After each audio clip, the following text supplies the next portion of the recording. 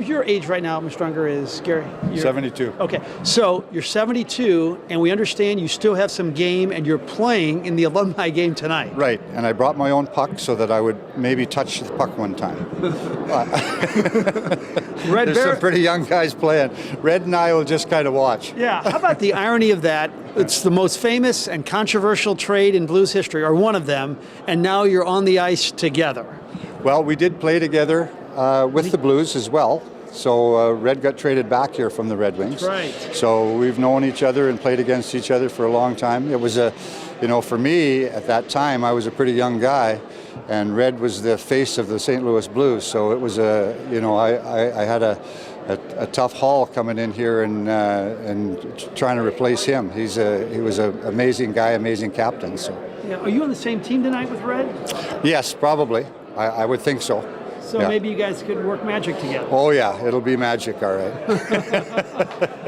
You mentioned that, the pressure, because trading a legend like Red, it's similar to when the Blues traded Brendan Shanahan for Chris Pronger. It was hell for Pronger for a while, and then it worked out. You won the fans over, and I want you to get your take on this. There was a stretch where everybody loved Garry Unger. Guys wanted to be like him, and girls wanted to meet him. Everybody loved the hair. Describe that moment in your life. Well, it just kind of happens. Hey, Bernie. I just came in here to do the best I possibly could. I love to play the game. I didn't know how good I was at the time. I loved to play hockey. And I got an opportunity to come to St. Louis, and the Solomons took me in. Barkley and Bob Plager and Noel Picard. They were kind of the leaders in the dressing room. It took me a while to get through those guys a little bit.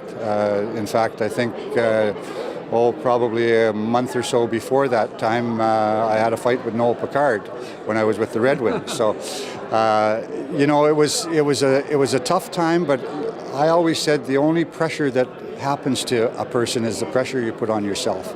And I had confidence in my game, so I just went out and played and had fun, and it was a really special time of my life. I know you're a strong Christian, happily married guy, but what about the reaction from the ladies? And they talked about your hair. Well, one of the reasons I had a problem in Detroit is Ned Harkness wanted me to cut my hair. I had short hair like a normal athlete at that time. They were called brush cuts in Canada. And I went to Greece for the summer. And I was on the beach, and I came back, and all my buddies were hippies, and I was hanging around. I said, I kind of like my hair like this. When I went to training camp, the coach didn't like it very much. Anyhow, that was kind of the start of the different parts of being yourself. And again, you just kind of play the game. There's a media part of you, and there's a real part of you. And my real part, obviously, I was young, and I had a girlfriend, and I'm married to her still. But, I always wanted to be a cowboy. So I was able to buy a farm out here and raise some quarter horses and have some fun at that. So, like I say, I just kind of let life happen. And I love people, and I still know people here. In fact, there's a girl here that's coming to the game tonight that used to babysit my daughter, Mary. Wow. And the amount of people that I met in St. Louis, it was a huge part of my life. How closely were you watching last year during the playoffs, and how passionate were you about the Blues winning? Well, they had a really strong team. I was nervous when they played Boston, but I knew that any team that got to where they were going to go and get into the Stanley Cup finals, it was a little different than when they got into the finals at the start of the expansion, because it was expansions against the NHL guys, so it was a little different. But are you crazy passionate about it? Yeah, I don't think I'm crazy about it. I follow it. But, obviously there's people been living here and watching the game and supporting the team and all the things that go on with St. Louis. And I was so happy for those people, for the fans, obviously for the team as well, and the management and all the things that go on with that. But St. Louis deserved a Stanley Cup. They've really supported the Blues well. Last thought.